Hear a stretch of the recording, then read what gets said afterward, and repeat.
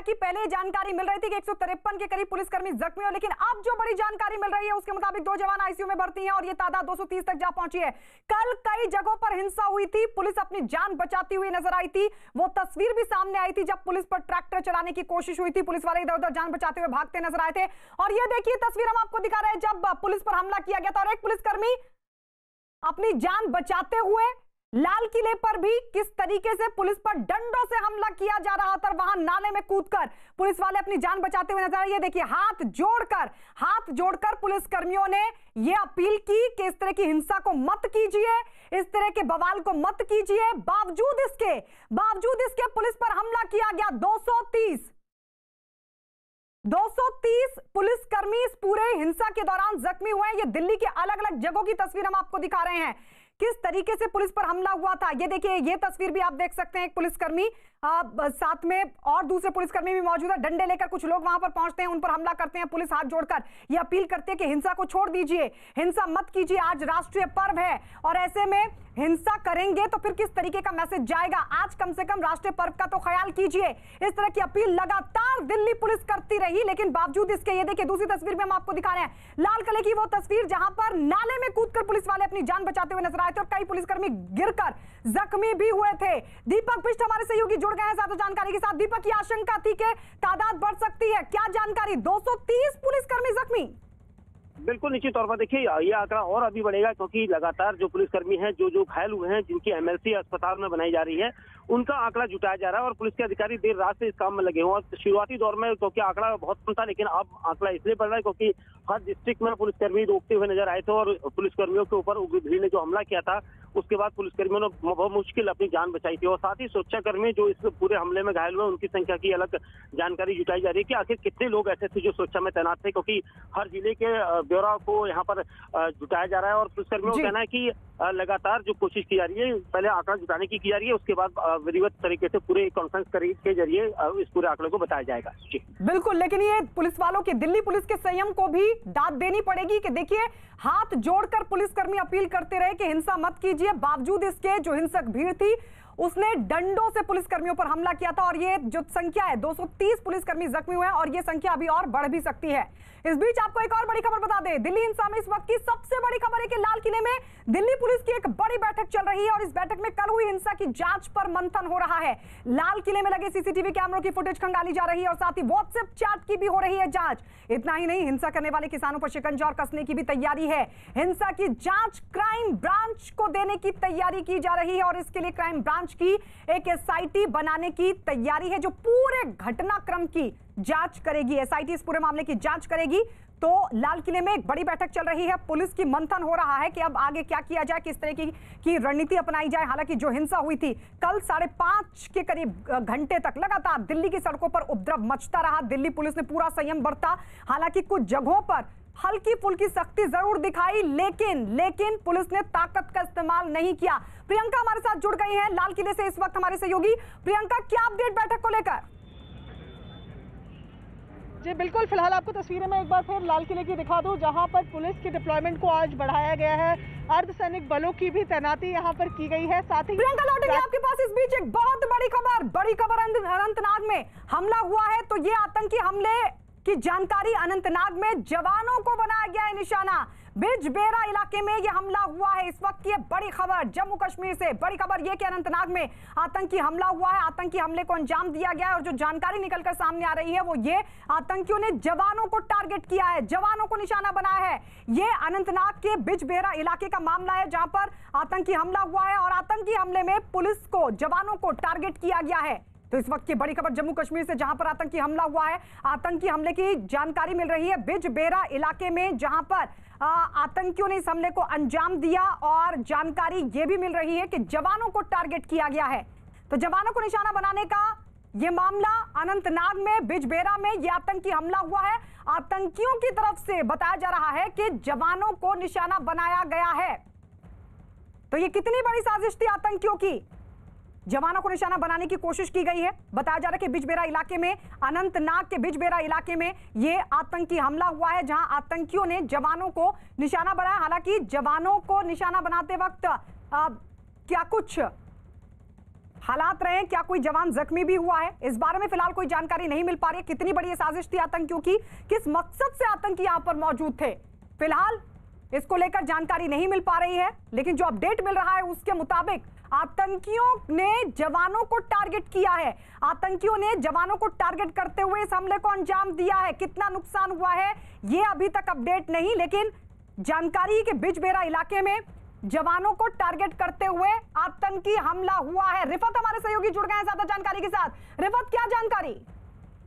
देखिए गायत्री, ये अनंतनाग का बिजबिहारा का एरिया है और हमें इंफॉर्मेशन जो मिली है, मिलिटेंटों ने फायरिंग की है, आर्मी पे ग्रेनेड भी फेंका है और उसके बाद वो वहां से स्पॉट से भाग गए हैं। अभी 2 आर्मी के लोगों के इंजर्ड होने की खबर आ रही है, हालांकि अभी प्रॉपर डिटेल नहीं आ रही है। अभी ये अटैक हुआ है, लेकिन बताया जा रहा है ये रोड ओपनिंग पार्टी थी जो सुबह जाती है और उसके बाद देखती है कहीं आईईडी तो नहीं रखी गई है मिलिटेंट के द्वारा।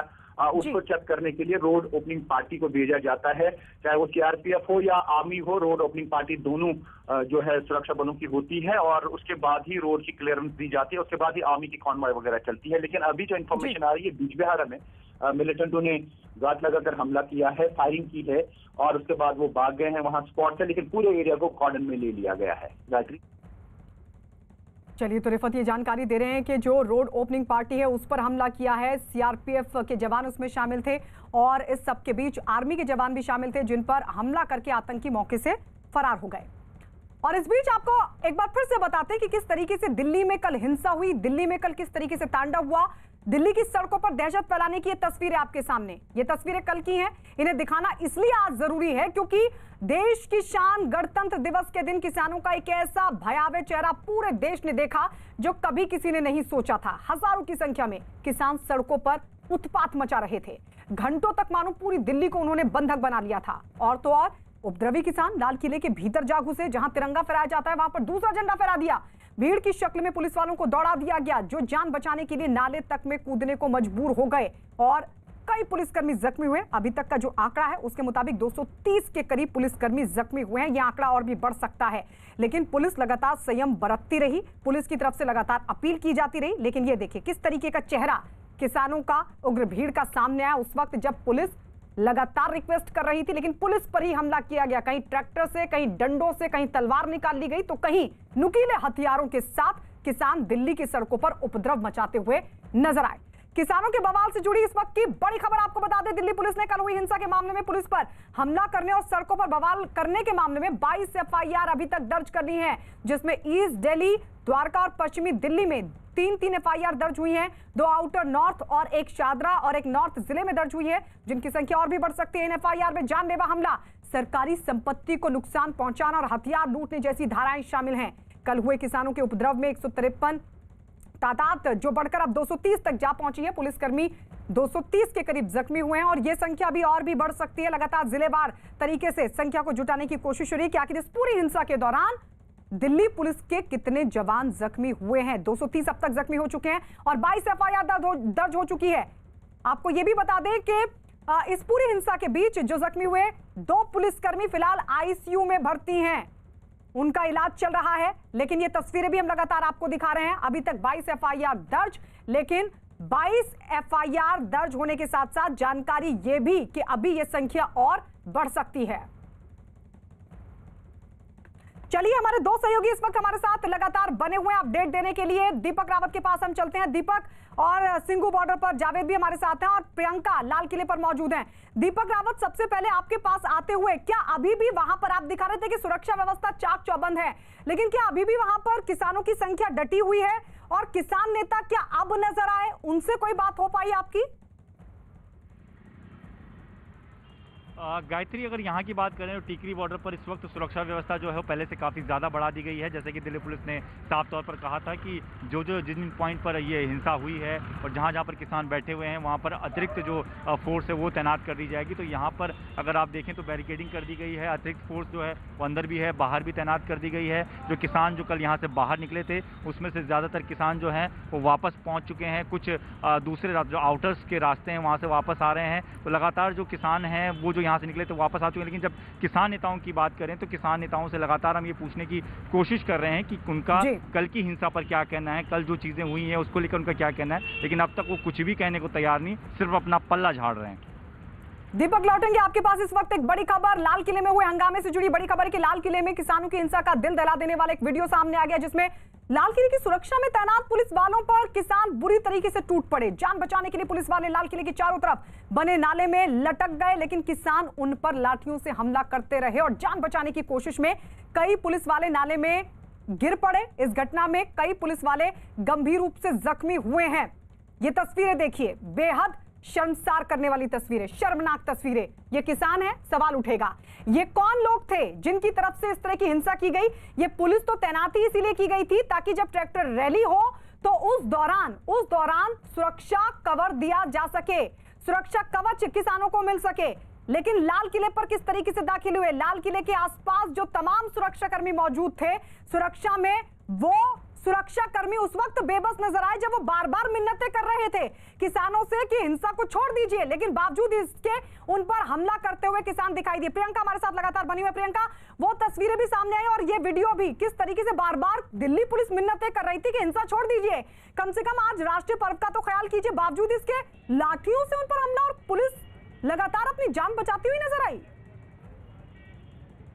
जी बिल्कुल, और लाल किले की ही ये तस्वीरें हैं जो अभी वीडियो के जरिए जो तमाम दर्शक हमारे देख रहे हैं, जहां पर एक पूरा जो गड्ढा है, एक नाला जो बना हुआ है, उसके पास से लाठियां मार मार के जो पुलिस वाले हैं उनको गिराया जा रहा था। वो गिरते जा रही है एक के बाद एक, लेकिन पुलिस की तरफ से किसी भी तरीके का एक्शन नहीं लिया गया। वो हाथ जोड़ते रहे कि हिंसा का रास्ता छोड़िए। और ये ताज़ा तस्वीरें भी मैं फिलहाल आपको लाल किले की दिखा रही हूँ, जहाँ पर आज सुरक्षा को बढ़ाया गया है, डिप्लॉयमेंट को बढ़ाया गया है। ऊपर प्राचीर में भी आप देखेंगे कि अभी कुछ अधिकारी नजर आ रहे हैं जहाँ से झंडा फहराया जाता है। वहां पर आज लाल किले के अंदर भी मीटिंग चल रही है, जहां पर विजिलेंस के जो आला अधिकारी हैं, जॉइंट सीपी हैं, वो तमाम लोग मीटिंग कर रहे हैं, जहां पर सीसीटीवी फुटेजेस को खंगाला जा रहा है, मोबाइल फुटेजेस को खंगाला जा रहा है, व्हाट्सएप चैट्स को पढ़ा जा रहा है कि किस तरीके से सुनियोजित तरीके से ये लाल किले पर कल आके एक अलग जो झंडा है वो फहराया गया, निशान साहिब का जो झंडा है उसको फहराया गया। इसको लेकर मीटिंग अभी लगातार चल रही है और बताया ये भी जा रहा है कि 2:30 बजे की जो दिल्ली पुलिस की प्रेस कॉन्फ्रेंस होनी है उस पर तमाम ये जानकारी दी जाएगी कि कितना नुकसान हुआ है, कितने पुलिसकर्मी घायल हुए, जिनकी संख्या 230 तक तो अभी पहुंच ही चुकी है। तो ये तस्वीरें आप लाल किले की फिलहाल देख रहे हैं जहां पर मीटिंग चल रही है। जी गायत्री। ठीक है प्रियंका, लौटेंगे आपके पास। दिल्ली की एक और तस्वीर अपने दर्शकों को दिखा दें। दिल्ली की एक और तस्वीर आइए आपको दिखाते हैं। सड़क पर भारी पुलिस बल तैनात है, हर कोई जवान मुस्तैदी से खड़ा है, लेकिन तभी एक ट्रैक्टर वहां पर पहुंचता है और पुलिस वालों की परवाह किए बिना तेजी से उनकी तरफ ट्रैक्टर लेकर बढ़ता है। जान बचाने के लिए पुलिस वाले इधर उधर भागते दिखे, लेकिन ट्रैक्टर चला रहा आदमी बिना परवाह किए सड़क के बीच में ऐसे ट्रैक्टर चलाता दिखा जैसे वहां कोई खाली मैदान हो। उसके जाते एक और ट्रैक्टर की एंट्री हुई और वो भी पहले वाले की तरह कुछ देर तक वहां हंगामा करके चला गया। ये देखिए, एक और तस्वीर हम आपको दिखा रहे हैं। अभी तस्वीर हमने आपको लाल किले की दिखाई, वहां पुलिस हाथ जोड़ रही थी, वहां लगातार पुलिस जान बचाकर भागती हुई दिखाई दी, नाले में कूद पड़ी, कई पुलिसकर्मी गिरकर जख्मी हुए। और अब ये दूसरी तस्वीर एक और दिल्ली की, और ये कमोबेश दिल्ली की अलग अलग जगहों पर यही स्थिति दिखाई दी, क्योंकि सख्ती के आदेश नहीं थे। दिल्ली पुलिस बार बार अपील कर रही थी, हिंसा छोड़ दीजिए, शांतिपूर्ण तरीके से तय रूट के हिसाब से आगे बढ़िए, लेकिन तभी ये ट्रैक्टर देखिए किस तरीके से आगे बढ़ता है, कुचलने की कोशिश करता है और इधर उधर भागते हुए नजर आते हैं पुलिसकर्मी। गणतंत्र दिवस पर दिल्ली के संजय गांधी ट्रांसपोर्ट नगर में ड्यूटी पर तैनात दिल्ली पुलिस के एक हेड कांस्टेबल मुरलीधर ने न्यूज 18 को बताया कि किस तरह किसानों ने उन पर हमला किया। सुनिए क्या कहा उन्होंने। सिंगू बॉर्डर से निकले किसानों का जत्था संजय गांधी ट्रांसपोर्ट नगर पर उग्र हो गया, और उग्र कितना हुआ उसकी तस्वीरें हम दिखाते हैं। देखिए, दिल्ली पुलिस के एक हेड कांस्टेबल हैं हमारे साथ, यहाँ पर इनके कुछ जो है चोट किस तरह से लगी है हमें खुद बताएंगे। देखिए, कपड़ा कटा हुआ है और उसके बाद अगर आप देखेंगे तो इनकी कलाई में चोट का निशान है। ये आप देखिए यहाँ पर आप देखेंगे किस तरह से इनकी कलाई कटते कटते बची है। क्या नाम है सर आपका? Head constable Muralidhar. फिर क्या हुआ था आप बता सकते हैं? जब बैरिकेड पे जब खड़े थे तो जब सारी फोर्स कर रहे थे, उन्होंने जब वो हो गया तो दौड़ने लगे, गाड़ियाँ तोड़ने में, गाड़ी में तोड़ी, इतना कहते ही एक ने क्लॉडी मारी हाथ पे, तो मैं बच गया। अच्छा, तो कैसे बचाया आपने खुद को? देख रहे हैं ये करते, हाँ, कपड़े के वजह से बचा। तब तक मेरे पीछे से किसी ने पीछे से लाठी मारी, तब किसी ने कुछ कर लिया, तब तो मैं साइड हुआ। कहाँ पर तैनात थे आप? दूसरे साथी थे वहाँ बैरिकेड पे थे। बैरिकेड पे दूसरे साथी को बचाने का था मैं पहले। जावेद, आपके पास आते हुए कम से कम इन तस्वीरों को देखकर तो यही कहा जा सकता है कि दिल्ली पुलिस के संयम को सलाम। एक्शन ले सकती थी, क्योंकि आदेश नहीं थे तो अपील करती रही। ये दिल्ली के दुश्मन कौन थे जिन्होंने दिल्ली के रक्षकों पर हमला किया? देखिए गायत्री, निश्चित तौर पर जो कल तस्वीरें सामने आई थी वो बेहद चौंकाने वाली थी। सिंघू बॉर्डर पर हमारी मौजूदगी है। आपको बता दें कि सबसे बड़ा जो प्रदर्शन का केंद्र है वो सिंघू बॉर्डर ही है। और हमने जब देखा कल यहाँ से जो आगे से एक ग्रुप जो 12 बजे ट्रैक्टर मार्च निकलना था, लेकिन 8 बजे ही उसने बैरिकेड्स तोड़े और वो लगातार आगे बढ़ा। अभी जो हम तस्वीर दिखा रहे थे, सिंघू बॉर्डर पर कल हालात बहुत ज़्यादा ख़राब हुए थे। लगातार जो झड़प थी वो काफ़ी देर तक चलती रही और उसका नतीजा ये हुआ कि पुलिस संयम बरता पुलिस ने, और फिर जो किसान थे वो लगातार आगे दिल्ली की तरफ बढ़े। फिलहाल की अगर तस्वीरें दिखाएं तो यहाँ पर आप देखेंगे जो प्रोटेस्ट है उसी गति के साथ चल रहा है जिस तरह से पहले से चल रहा था। आज 63वां दिन है, लेकिन कल गणतंत्र दिवस पर जिस तरह की हिंसा की तस्वीरें आई वो वाकई शर्मनाक थी। अगर मैं आपको दिखाना चाहूँ तो यहाँ पर जो पुलिस और सुरक्षा की मौजूदगी है वो पहले की ही तरह है, लेकिन कल यहाँ जो बैरिकेड्स तोड़े गए थे इस जगह पर, सबसे पहले जो बैरिकेड्स तोड़े गए थे, देखिए वो अभी भी यहाँ पर आपको नज़र आएंगे जो गिरे हुए हैं। यहाँ आप देखेंगे तस्वीरों में तो पूरी तरह से ये बैरिकेड्स अभी भी गिरे हुए हैं। इन्हीं को तोड़कर पहले बार यहाँ से किसान कल आगे बढ़े थे और फिर उसके बाद क्या हुआ सबने देखा।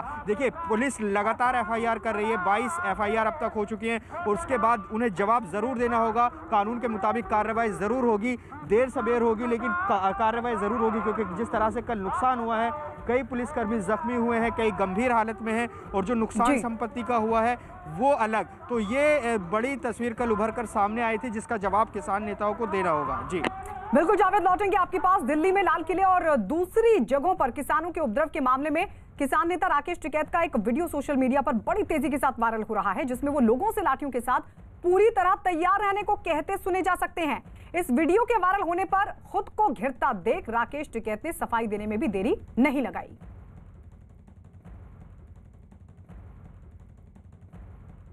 सरकार मान नहीं रही, ज्यादा कैडी पड़ रही सरकार।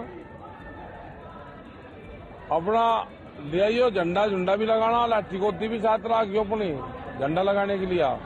समझ जाइयो सारी बात, ठीक है। झंडा लगेगा, तिरंगा भी झंडा वैसा भी लगा लियो उस पर। और आ जाओ, बस अब बहुत बोल लिया, अब आ जाओ जमीन बचाने के लिए, आ जाओ। अपनी जमीन नहीं बच रही। हमने ये कहा कि अपना डंडा लेकर आना, झंडा लगेगा उसमें। बगैर डंडे का झंडा मुझे बता दो भाई कैसे लगता है, मैं आपकी बात मान लूंगा, अपनी गलती मान लूंगा, मुझे वो हुनर बता दो। अरे जब तिरंगा झंडा कभी जीवन में पकड़ा ही नहीं किसी ने, वो बता रहे बात। भड़काल लग रहे मेरे को, आतंकवादी हूँ, भड़काल लग रहा है। मैं किसान हूँ, ट्रैक्टर और किसानों का नेतृत्व करता हूँ, उनकी लड़ाई लड़ता हूँ। गणतंत्र दिवस पर किसानों के उपद्रव से लोगों में भारी गुस्सा है। दिल्ली के पास गाजियाबाद कॉलोनी से बीजेपी विधायक नंदकिशोर गुर्जर ने हंगामे में शामिल लोगों पर सख्त कार्रवाई की मांग उठाई। केजरीवाल जैसे लोग जो राष्ट्र विरोधी लोग हैं, जो डी कंपनी से मिले हुए हैं और पूरी इंटरनेशनल साजिश के तहत आज भारत विश्वगुरु बनने जा रहा है, उसके बीच में अड़चन डालने के लिए जिस तरह से लाल किले पे जो हमारे देश का सम्मान और अस्मिता का प्रतीक है तिरंगा, उसको हटा करके अपना झंडा फहराया गया है, ये बिल्कुल राष्ट्रद्रोह है। और राष्ट्रद्रोह के लिए मैं समझता हूँ कि अब सरकार को निर्णय लेना चाहिए, ऐसे लोगों को गोली से उड़ाना चाहिए जिन्होंने लाल किले को अपमानित किया है। दीपक, आपके पास आते हुए राकेश टिकैत को आपने सुना, और यही सवाल जावेद से भी होगा मेरा, क्योंकि वो वहां पर सिंघू बॉर्डर पर भी मौजूद हैं। सवाल ये खड़ा हो रहा है कि जो सफाई अब राकेश टिकैत दे रहे हैं वो कितने गले उतरती है। कम से कम वो ये तो मान रहे हैं कि वीडियो उन्हीं का है, ऐसे में वो ये भी कहते हुए सुने जा सकते हैं कि आप समझ जाइए सारी बात।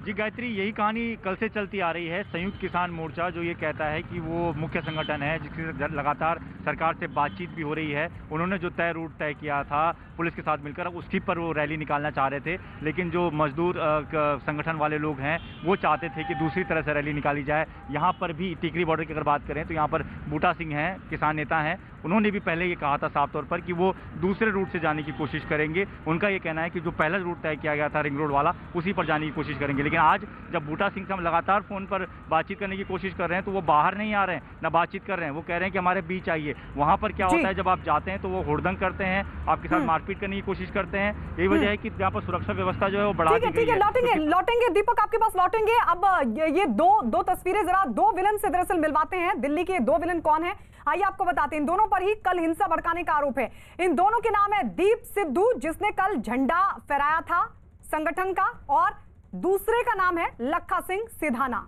दीप सिद्धू ने लाल किले पर धार्मिक झंडा फहराया और इसके बाद लाल किले से फेसबुक लाइव भी किया। इस पर किसानों को भड़काकर उन्हें लाल किले तक ले जाने का आरोप है। और दूसरा विलेन है लखा सिंह सिधाना। सिधाना भी कल की हिंसा मामले में पुलिस की जांच के घेरे में है। लखा पर पंजाब में कई केस दर्ज हैं। लखा पंजाब का गैंगस्टर है। लखा पर पंजाब में कई केस, पंजाब का गैंगस्टर है लखा सिंह। ये दो विलेन जो दिल्ली की हिंसा में कल शामिल रहे, एक का नाम दीप सिद्धू, दूसरे का नाम लखा सिंह सिधाना। दीप सिद्धू आपने देखा तस्वीरों में, जो हम तस्वीर भी आपको दिखा रहे, दीप सिद्धू वही शख्स जिसकी तरफ से कल लाल किले पर संगठन का झंडा फहराया गया था। बाकायदा उसने फेसबुक लाइव भी किया था लाल किले से। और दूसरे का नाम है लखा सिंह सिधाना, जो कि गैंगस्टर है। ये दोनों पुलिस की जांच के घेरे में है।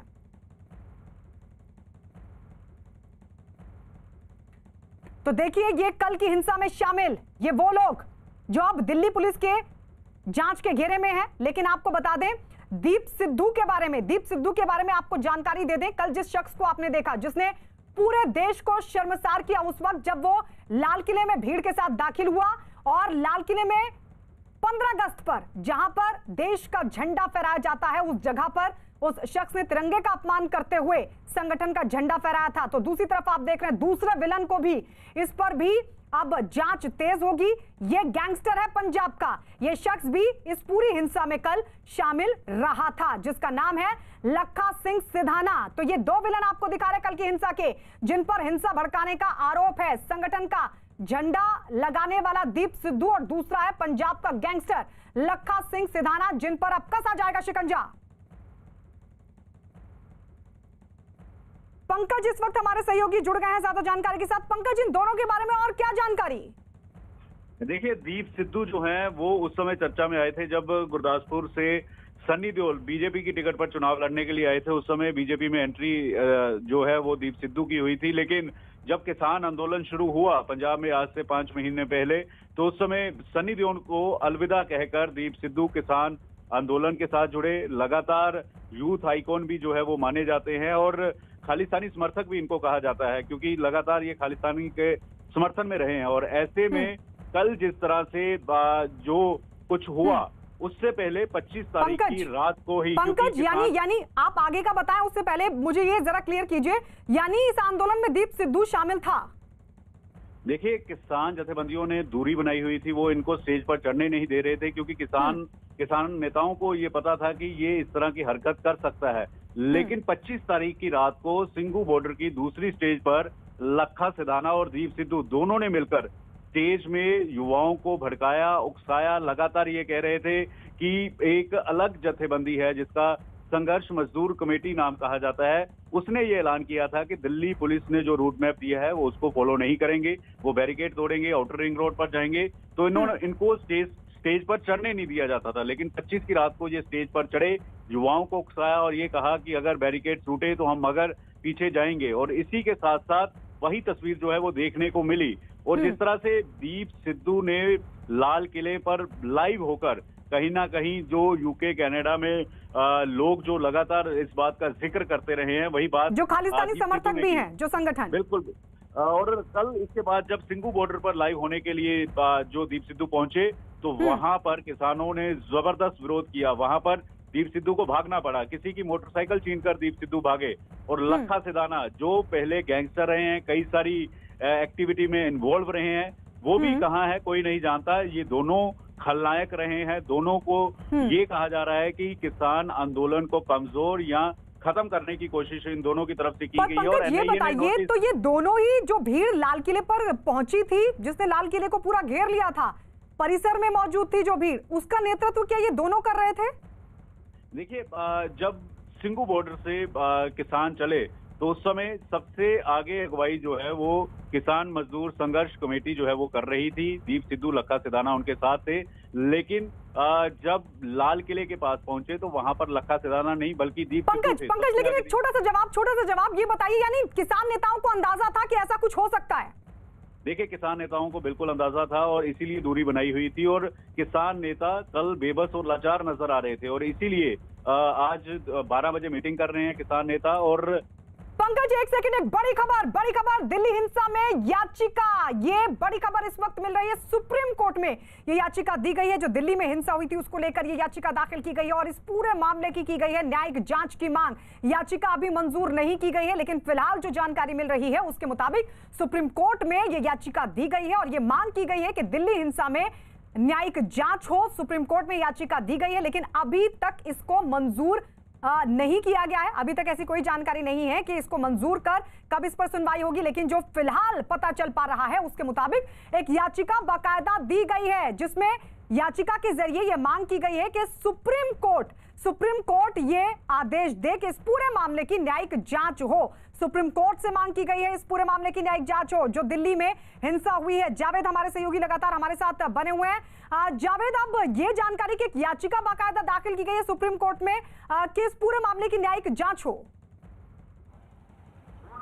देखिए, बिल्कुल जो है सुप्रीम कोर्ट में एक याचिका दाखिल की गई है और ये मांग की गई है कि न्यायिक जांच होनी चाहिए और निश्चित तौर पर जिस तरह की कल घटना हुई है उसको देखकर लगातार अलग अलग लोग अलग तरह की मांग कर रहे हैं। लेकिन मैं सिंघू बॉर्डर पर मौजूद हूँ, जहाँ लगातार जो किसानों का प्रोटेस्ट है वो अभी भी चल रहा है। कल हमने देखा कि किस तरीके से जो किसान हैं ट्रैक्टर परेड लेकर यहाँ से आगे बढ़े थे, फिर उसके बाद क्या हुआ वो तस्वीरें भी सबने देखी। फिलहाल जिस गति से जो प्रोटेस्ट चल रहा था पिछले 63 दिनों से, आज भी वैसी ही तस्वीरें दिखाई दे रही हैं। यहाँ पर मंच लगा है, किसान नेता लगातार अपने किसानों को संबोधित कर रहे हैं। तो देखिए, अब जब जो कल हुआ है उसकी कार्रवाई आगे क्या होगा, पुलिस लगातार इस मामले पर आगे बढ़ रही है। जी इस मामले पर आगे बढ़ रही है। जावेद, लौटेंगे आपके पास इस बीच ये तस्वीरें भी आपको दिखाते चलें किस तरीके से कल हिंसा हुई थी लाल किले की प्राचीर पर। झंडा फहराने वाले दीप सिद्धू को एनआईए पहले ही समन्स भेज चुका है और एनआईए दीप सिद्धू को सिख फॉर जस्टिस मामले में भी नोटिस भेज चुका है। खुफिया सूत्रों के मुताबिक दीप सिद्धू पर विदेशों से पैसे लेने का आरोप है।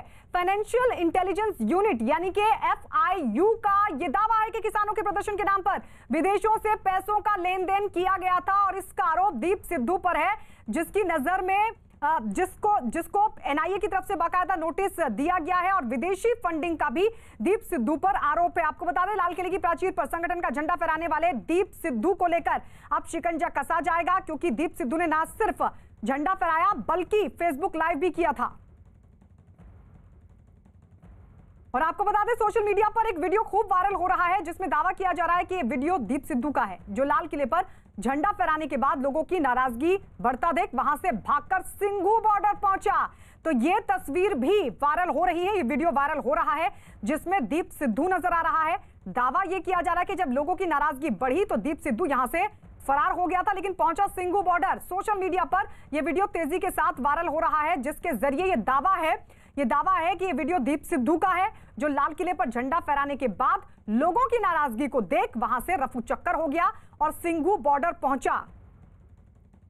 दीप सिद्धू जिस पर एनआईए की नजर।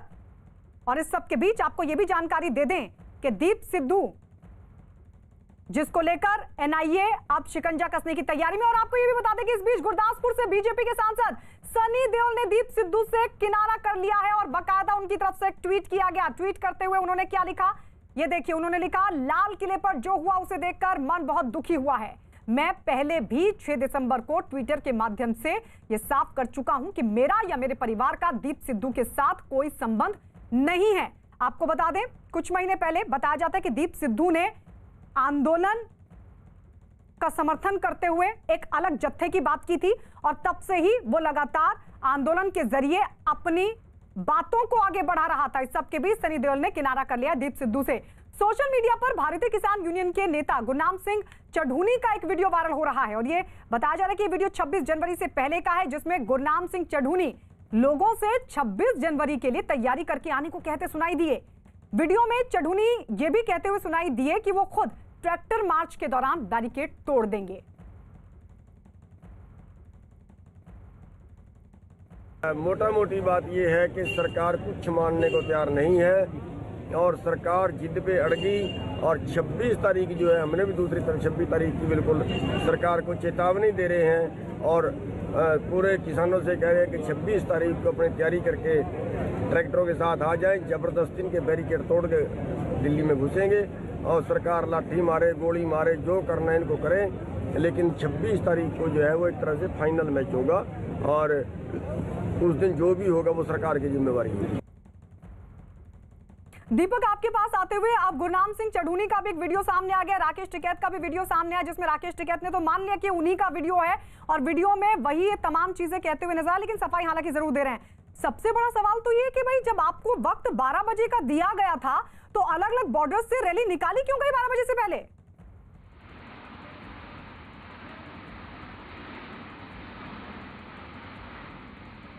दीपक, आवाज मिल रही है आपको? चलिए, दीपक को आवाज नहीं मिल रही है, दीपक के पास चलेंगे। जावेद, आपके पास आते हुए अब गुरनाम सिंह चढ़ूनी का एक वीडियो वायरल हुआ है, आप किस तरीके से देखें इस वीडियो को? राकेश टिकैत का भी वीडियो वायरल हुआ और फिर कई अहम सवाल ये, आपने नियम क्यों तोड़े? आपने 12 बजे से पहले रैली को इजाजत दी ही क्यों? आप रैली लेकर आगे बढ़े ही क्यों? देखिए गायत्री, ये कितना दुर्भाग्यपूर्ण है। कल रात गुरनाम सिंह चढ़ूनी का एक वीडियो सामने आया जिसमें वो दीप सिद्धू पर जिम्मेदारी डाल रहे हैं, लेकिन अब जो वीडियो सामने आया है, जो हम अपने दर्शकों को सुनवा रहे हैं, वो पहले कह रहे हैं कि लाठी चले या गोली चले। ये एक तरह का उकसावे वाला बयान है और सबसे अहम बात यह है कि गुरनाम सिंह चढ़ूनी संयुक्त का हिस्सा है उनकी तरफ से कहा गया है कि वीडियो उन्हीं का है। किसान मोर्चा जो कि लीड,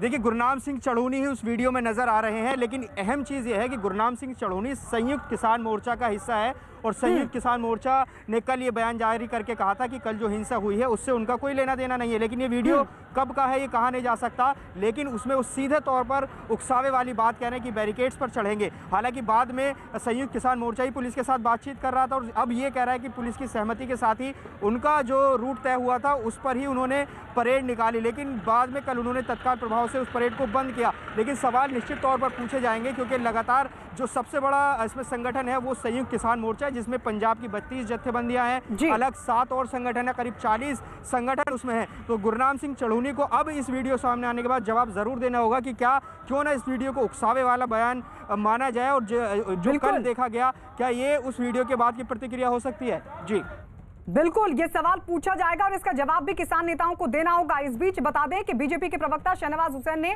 कल लाल किले पर उपद्रव करने वालों पर राष्ट्रद्रोह का मुकदमा दर्ज कराने की मांग की है।